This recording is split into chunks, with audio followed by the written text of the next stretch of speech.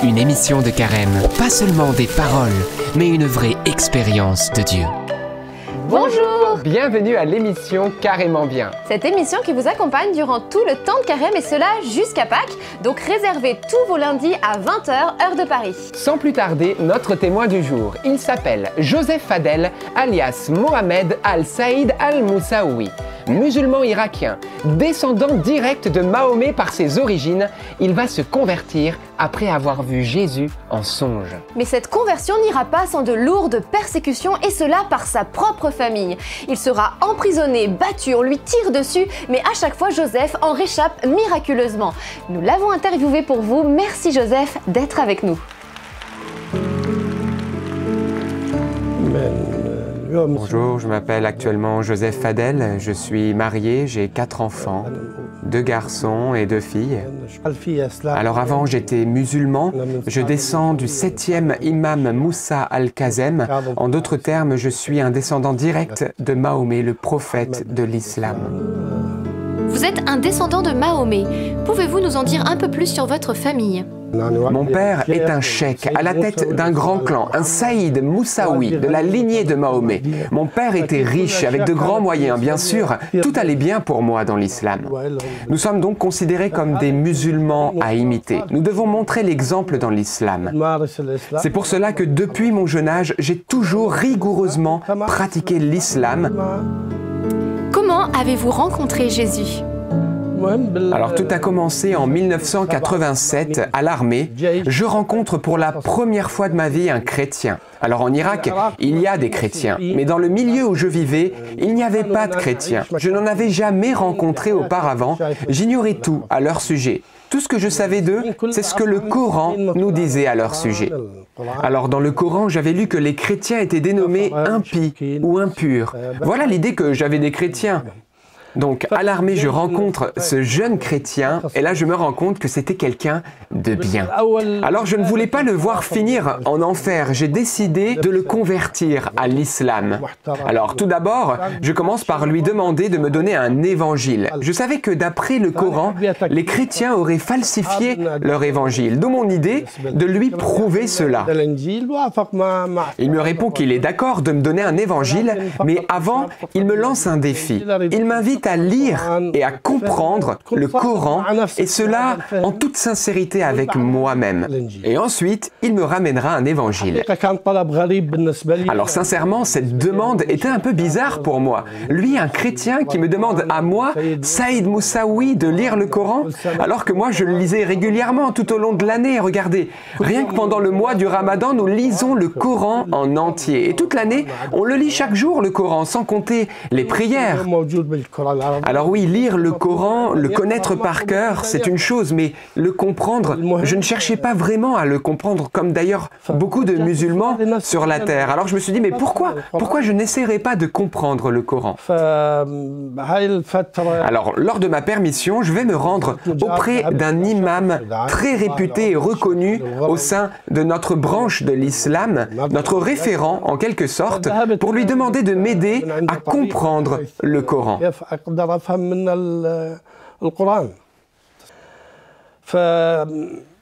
Alors, il commence à m'expliquer les prérequis nécessaires pour comprendre le Coran. À vrai dire, si c'était une autre personne que moi qui serait venue le consulter, je crois qu'il l'aurait renvoyé aussitôt, sans satisfaire à sa demande. Mais moi, il me connaissait bien, il me considérait comme son fils. Il commence donc à m'expliquer les prérequis indispensables à la compréhension du Coran. Je dois bien connaître la langue arabe, bien maîtriser la grammaire arabe. Il faut également connaître les abrogeants et les abrogés parmi les sourates du Coran. Il faut apprendre la tradition, etc. Bref, il m'a fait comprendre que si je voulais comprendre pleinement le Coran, il fallait que je lise 500 livres différents pour m'aider à l'interprétation des sourates.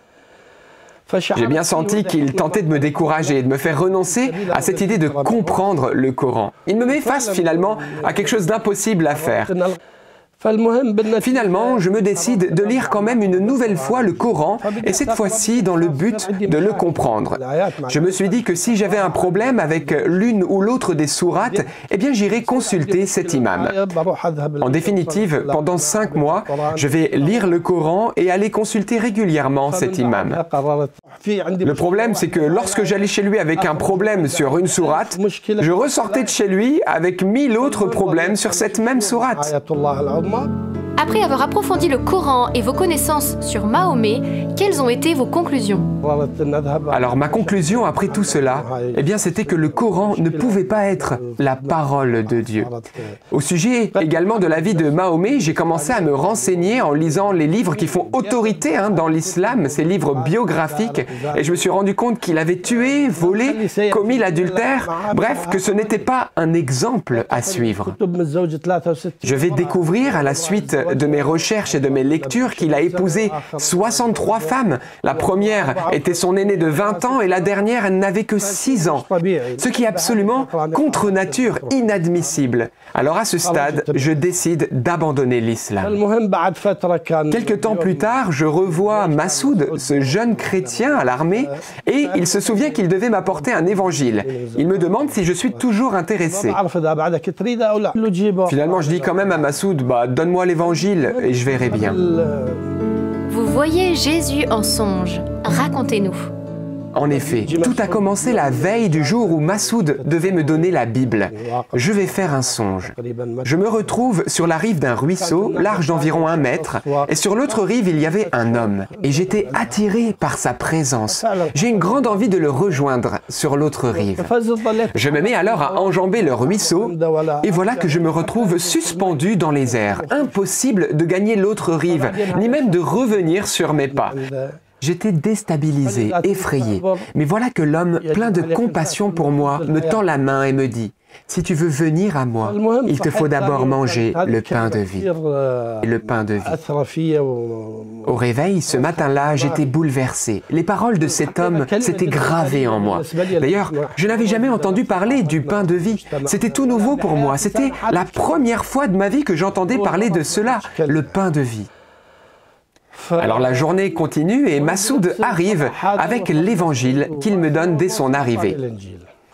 Je me mets à l'écart pour le lire et je décide de l'ouvrir comme ça, par hasard. Et voilà que je tombe sur le chapitre 6 de l'évangile selon Saint Jean. Et la toute première parole que je vais lire dans cet évangile, c'est lorsque Jésus dit « Je suis le pain de vie ». La même parole que j'avais entendue en songe. C'était fou pour moi. Cette même parole, je suis le pain de vie, à la fois dans l'évangile, dit par Jésus, et à la fois dans mon songe. Je comprends que cet homme, c'est Jésus. Et je comprends que Dieu m'invite maintenant, personnellement, à lire l'évangile. Et en effet, je vais rencontrer le Christ à travers la lecture de l'évangile. Et je suis totalement saisi par le Christ. Je décide alors de mettre ma foi en lui, de croire en lui. Et par la suite, malheureusement, mes problèmes vont commencer. Qu'allez-vous faire ensuite? Je vais, à partir de ce moment-là, essayer de me rapprocher des chrétiens. Alors, la plupart des chrétiens en Irak se trouvaient à Bagdad. Je leur expliquais que j'avais foi en Jésus et que je souhaitais communier au moins une fois dans ma vie. Mais à chaque fois, j'étais rejeté, là où je me rendais. Mais malheureusement, ils avaient peur à cause de mes origines et je fus rejeté. Il est important de comprendre que dans le Coran, il y a des sourates qui ordonnent de tuer celui qui quitte l'islam. Il y a aussi un hadith de Mahomet qui dit « Celui qui parmi vous abandonne l'islam sera tué. Celui qui change sa religion en quittant l'islam, tuez-le. » Donc, si tu quittes l'islam, tu es passible de mort. Et c'est ce qui m'est arrivé. Et d'autant plus si tu quittes l'islam pour le christianisme. La faute est encore plus grave et la sanction est sans appel, c'est la mort assurée. Quelque temps plus tard, nos parents ont remarqué qu'il y avait du changement dans notre vie et ils ont essayé d'en savoir plus en interrogeant notre fils de 4 ans et mon fils de 4 ans répond à mon père par un signe de croix. Ils vont par la suite fouiller ma maison, découvrir un évangile.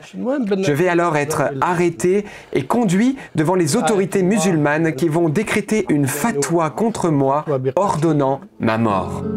Vous allez être emprisonné. Racontez-nous ce que vous avez vécu. Mon père m'aimait beaucoup, il ne voulait pas que je sois mis à mort. Il espérait, avec de l'intimidation, des pressions, que je quitte la foi chrétienne. Alors, qu'est-ce qu'ils ont fait? Ils m'ont jeté en prison et cela pendant 1 an et 4 mois. Les 3 premiers mois ont été très difficiles. J'ai été torturé, frappé, humilié. La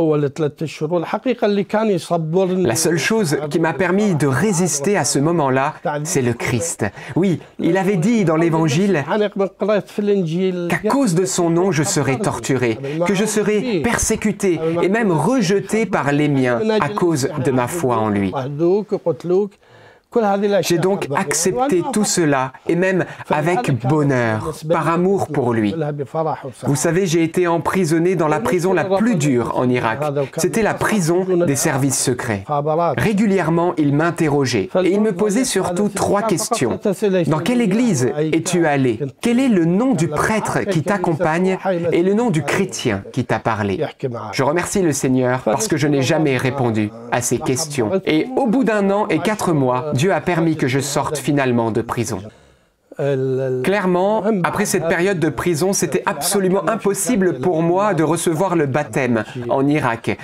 Et en plus, je savais que si je restais dans la foi chrétienne, ma famille allait me persécuter. Ils étaient même capables de nous faire tous périr dans un accident, un incendie. Je me retrouve donc totalement bloqué. Je n'ai plus de choix. Il me faut quitter l'Irak. Et le seul pays où il était possible de nous rendre, c'était la Jordanie. Nous quittons donc l'Irak pour la Jordanie et je rends grâce à Dieu parce que nous allons recevoir là-bas le baptême tous les 4. C'était un 22 juillet 2000. Je reçois le baptême après 13 ans d'attente. Votre propre famille vous retrouve et vous tire dessus et vous échappez par miracle. Racontez-nous. Quelque temps après mon baptême en Jordanie, je me rends dans une ville, Amman, pour faire une course. Mais voilà que je vais être interpellé par les membres de ma famille. Je me retrouve entouré par un oncle et 4 de mes frères. Ils m'invitent à monter avec eux dans leur voiture pour éviter d'attirer l'attention sur nous et notre conflit. En réalité, j'avais pas le choix. J'étais dans une situation irrégulière en Jordanie. J'ai pas de titre de séjour, donc je vais donc être contraint de monter avec eux en voiture et nous allons rouler une vingtaine de minutes.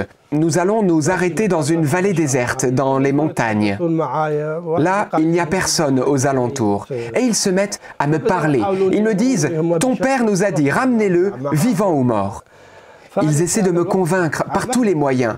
Mais moi, je suis à présent baptisé, je suis chrétien, je n'ai plus peur, rien ne m'importe, rien ne m'intéresse plus. Eux me parlent de retourner avec eux et moi je leur parle du Christ, de la foi, du baptême, de l'amour de Dieu, de toutes ces choses que je n'avais pas trouvées dans l'islam. Manifestement, mes paroles les agaçaient, les mettaient hors d'eux. Et là, mon oncle me rappelle la fatwa contre moi, cette fatwa qui ordonne de me tuer. Il me dit, si tu ne rentres pas avec nous, je vais devoir te tuer. Je lui réponds, si tu veux me tuer, alors vas-y. Là, il va pointer son arme à feu contre ma poitrine et il va dire cette phrase que j'aime beaucoup. Sa maladie, c'est le Christ et il n'y a aucun remède pour lui. Et il tire le premier à bout portant sur moi. Pour être franc avec vous, je me suis dit que c'était la fin. J'étais sans défense. Je m'en suis donc remis à la volonté de Dieu.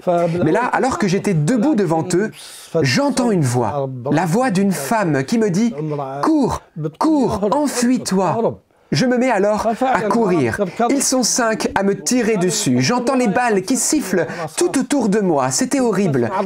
Et au bout d'une certaine distance, je sens que ma jambe est touchée. Je tombe évanoui. Et je me réveille, je ne sais comment, à l'hôpital.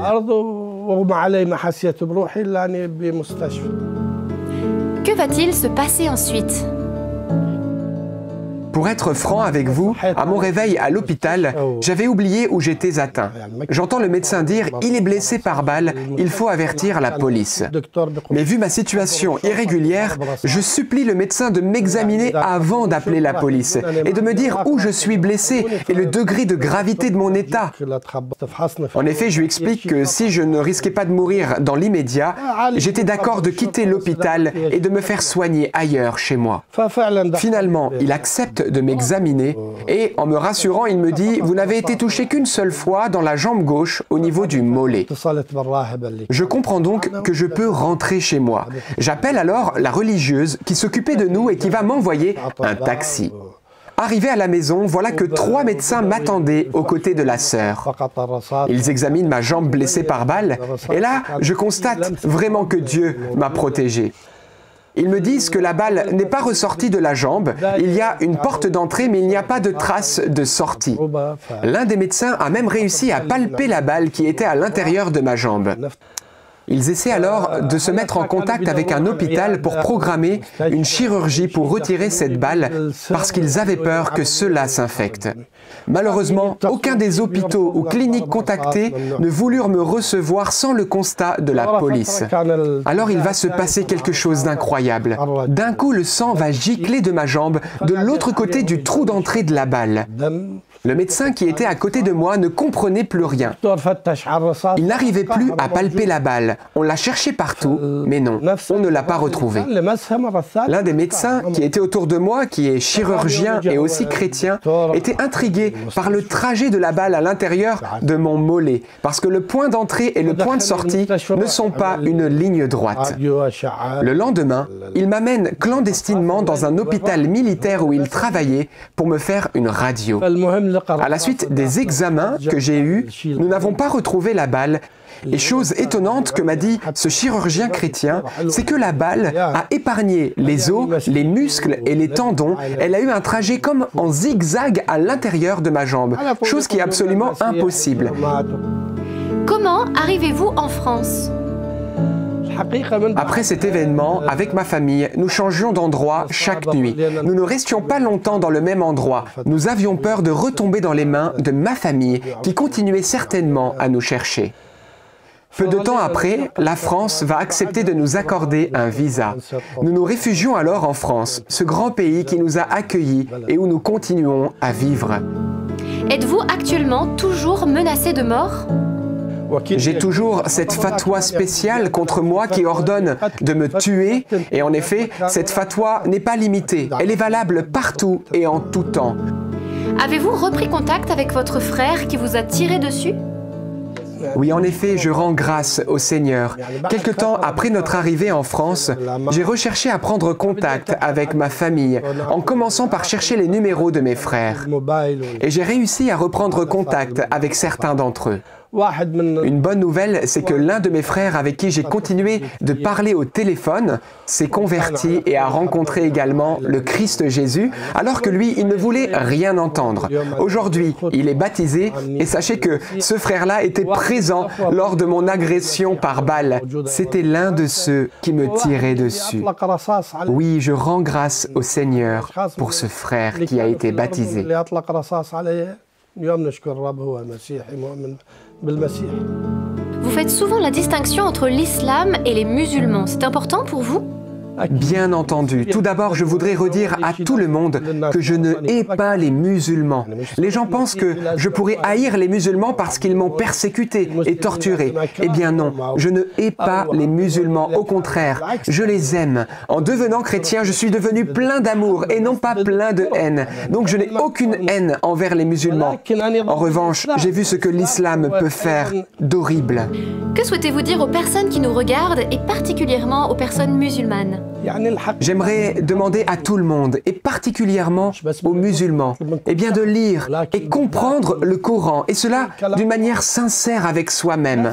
J'invite tous les musulmans à réfléchir par eux-mêmes, sans se fier à ce qu'on leur dit. Aujourd'hui, il est facile de trouver l'information. C'est pourquoi j'invite les musulmans à chercher la vérité, à chercher même à comprendre le Coran par eux-mêmes. Un mot de la fin ? Le dernier mot que j'aimerais adresser à tous, chrétiens comme musulmans, c'est que Dieu est amour. Oui, Dieu est tout amour. L'amour, c'est Dieu. Merci beaucoup Joseph pour ton témoignage et merci particulièrement pour ce courage d'oser témoigner dans ce climat de persécution. Et oui, nous savons en effet qu'une fatwa a été lancée contre lui par certains musulmans de son pays. Sa tête est donc toujours mise à prix, c'est pourquoi il doit vivre dans un climat plutôt d'anonymat et se cacher régulièrement. Effectivement, c'est malheureux.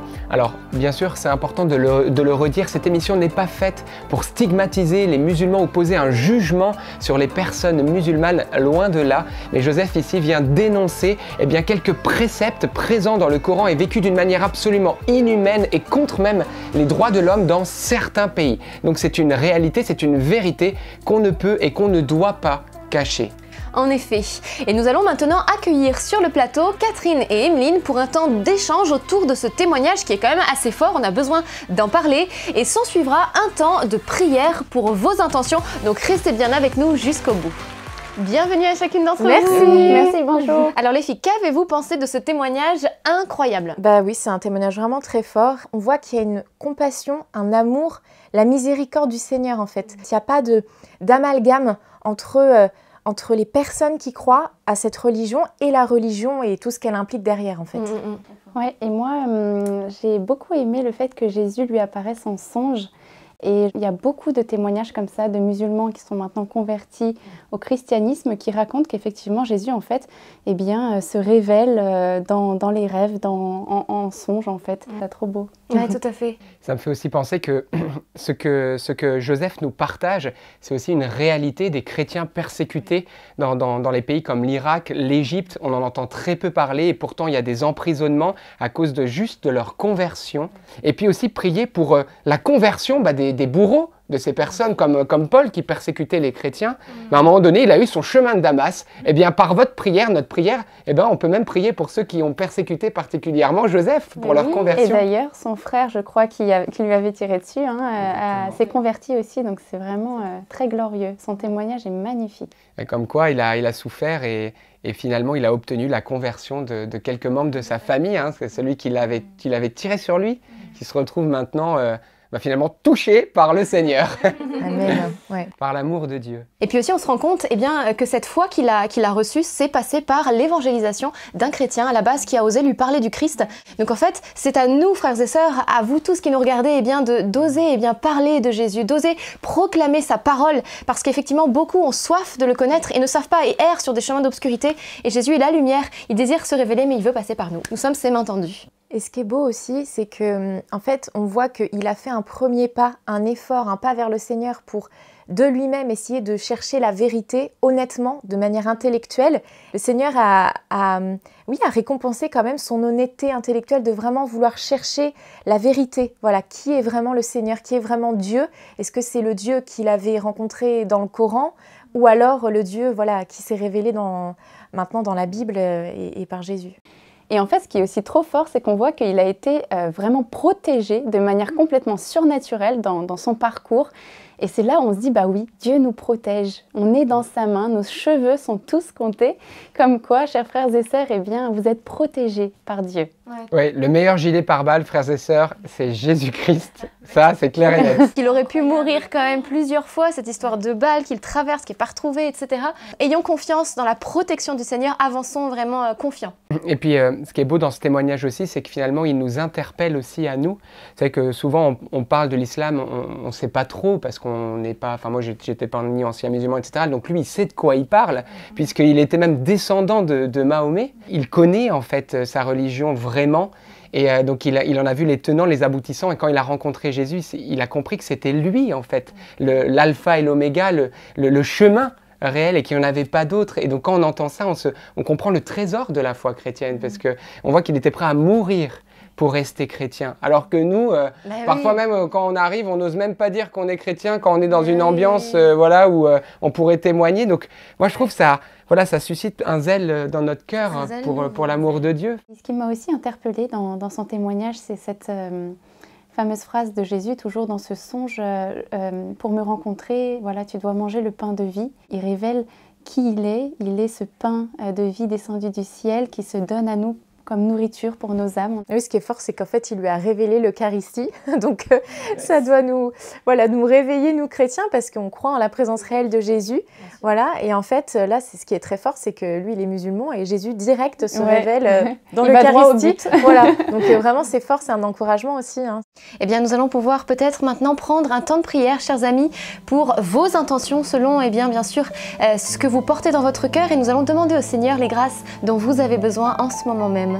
Ma Seigneur, je voudrais vraiment te rendre grâce pour le témoignage de Joseph. Je te prie vraiment de protéger toutes les personnes qui se sont converties et qui sont en danger, qui vivent des persécutions.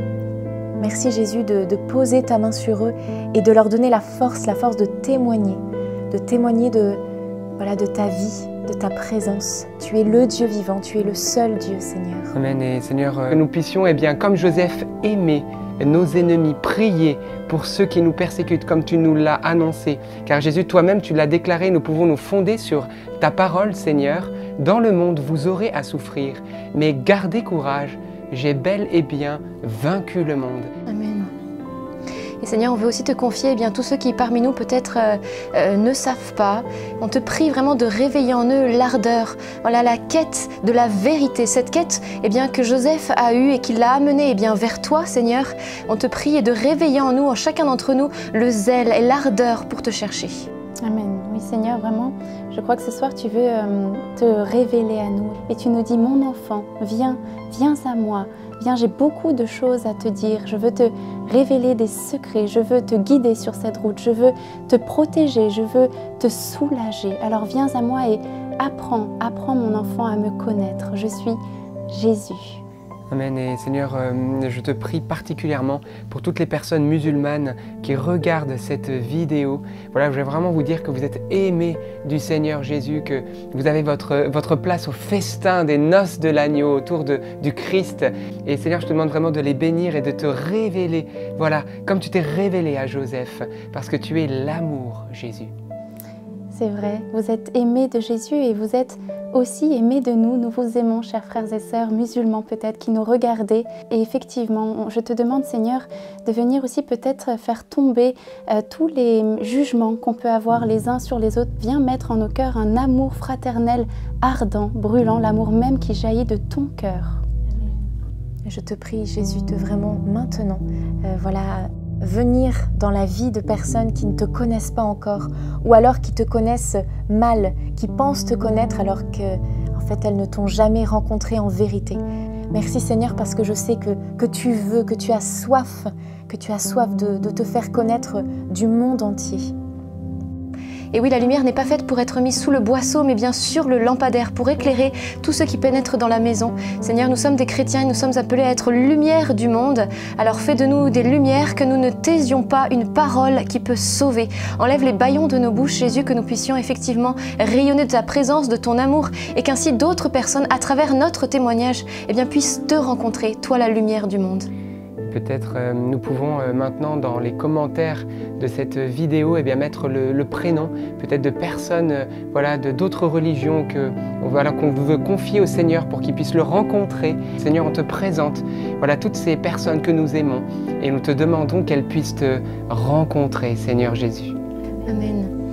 Je vous propose pour conclure que nous nous confions à la Vierge Marie pour lui remettre toutes ces personnes qui sont persécutées et également chacun d'entre vous qui regardez en ce moment. Exactement, c'est en arabe Mariam, la Vierge Marie, Marie. Je vous salue Marie, pleine de grâce, le Seigneur est avec vous. Vous êtes bénie entre toutes les femmes, et Jésus, le fruit de vos entrailles, est béni. Sainte Marie, Mère de Dieu, priez pour nous pauvres pécheurs, maintenant et à l'heure de notre mort. Amen. Et voilà, nous arrivons déjà à la fin de cette émission. Nous espérons qu'elle vous a plu. Surtout avant de partir, n'oubliez pas de vous abonner si ce n'est pas déjà fait, comme vous le voyez à l'écran. Et puis surtout, actionnez la petite cloche en mettant toutes les notifications. Pourquoi? Pour ne rater aucune des prochaines émissions. Et également, n'hésitez pas à liker la vidéo avec un petit pouce pour permettre à YouTube de diffuser davantage la vidéo. Enfin, partagez ce message d'espérance pour que de nombreux cœurs soient touchés. On se retrouve donc lundi prochain pour une nouvelle émission et surtout n'oubliez pas... Rien n'est impossible à Dieu. À lundi.